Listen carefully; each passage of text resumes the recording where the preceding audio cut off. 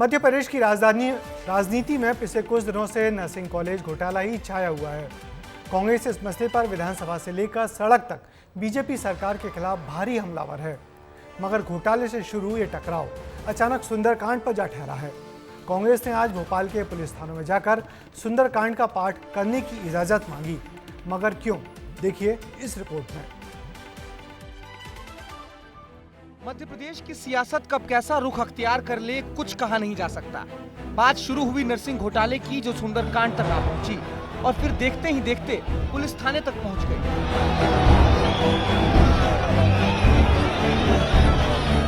थाना प्रांगण में सुंदरकांड का पाठ करा कौन रहा है? हम सारे थानों में करना चाहते हैं, कांग्रेस करना चाहती है। हिंदुस्तान में अगर हनुमान चालीसा नहीं पढ़ी जाएगी और अगर सुंदरकांड नहीं पढ़ा जाएगा तो कहाँ पढ़ा जाएगा? मामला थोड़ा पेचीदा है, इसलिए विस्तार से समझना बहुत जरूरी है। बात शुरू हुई नर्सिंग घोटाले की।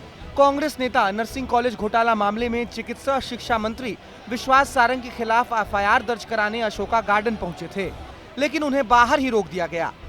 वहीं दूसरी ओर भारतीय जनता पार्टी भी थी, जिसने अपने कार्यकर्ताओं के साथ दूसरे थाने के बाहर सुंदरकांड का पाठ करना शुरू कर दिया। फिर क्या था, कांग्रेस आग बबूला हो उठी। हम गए थे वहां एफआईआर दर्ज कराने के लिए थाने पर। किसी ने मुझे आकर बताया कि साहब वहां तो सुंदरकांड का पाठ चला हुआ है। तो मैं 10 साल तक मुख्यमंत्री रहा हूं, मैं भी थोड़ा नियम कानून जानता हूं, अधिकारी कर्मचारियों का code of conduct service rules जानता हूं। ये कहीं भी नहीं लिखा हुआ है। अब बात निकली है तो जाहिर है दूर तक जाएगी।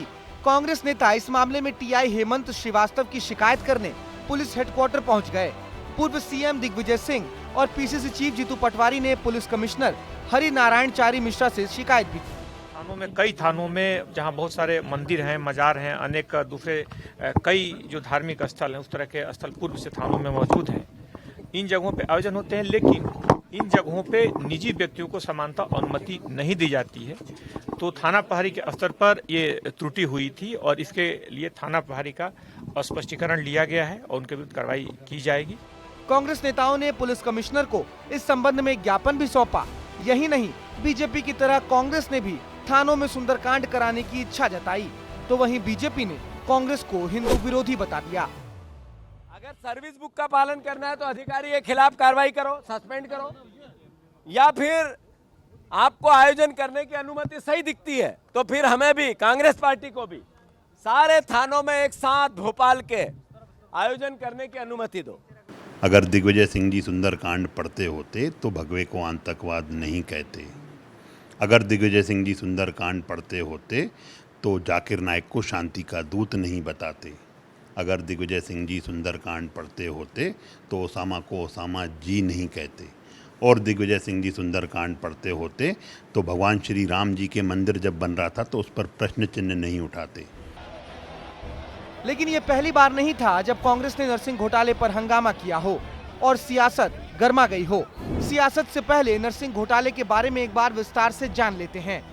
दरअसल नर्सिंग घोटाला 2020 में सामने आया था। अक्टूबर 2022 में हाई कोर्ट ने सीबीआई को इस घोटाले की जांच सौंपी और प्राथमिक जांच में ही कई अनियमितताएं सामने आई। सीबीआई ने 7 जांच दल बनाकर 364 कॉलेजों की जांच की, जिसमें पाया गया कि 73 कॉलेजों में कमियां थी और 66 कॉलेजों को अपात्र बताया गया। 2020 से ही इस मामले का सियासी गलियारों में शोर है। समय समय पर कांग्रेस इस पर प्रदर्शन करती रही है। मॉनसून सत्र से लेकर लगातार कांग्रेस इस मुद्दे को उठा रही है।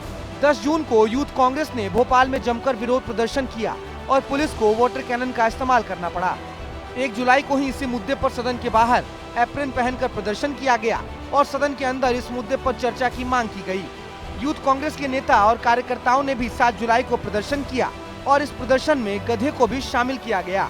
15 जुलाई को फिर से एनएसयूआई ने भोपाल में जोरदार प्रदर्शन किया और पुलिस रोकथाम में जीतू पटवारी को चोट भी लग गई। बीते दिनों जो प्रदर्शन हुए वो तो हमने आपको बता दिए, लेकिन इस बार मुद्दा धर्म तक आ पहुंचा है। कांग्रेस ने सभी थानों में सुंदरकांड करवाने की परमिशन मांगी है। यानी कुल मिलाकर कांग्रेस अब नर्सिंग घोटाले के मुद्दे से भटककर सुंदरकांड पर अटक गई है। कांग्रेस के नेता दिग्विजय सिंह ने इस मामले में विधानसभा से बाहर मोर्चा संभाला हुआ है। उन्होंने न केवल भोपाल में पुलिस कमिश्नर से मुलाकात की, बल्कि शाम को इसी विषय पर मुख्यमंत्री मोहन यादव से उनके निवास पर जाकर शिकायती पत्र भी सौंपा। अपने पत्र के साथ उन्होंने प्रधानमंत्री और राज्यपाल को भी इस बारे में तथ्यों के साथ पत्र लिखा है। देखना यह है कि अब ये घोटाला क्या गुल खिलाता है या फिर सुंदरकांड में ही उलझकर रह जाता है।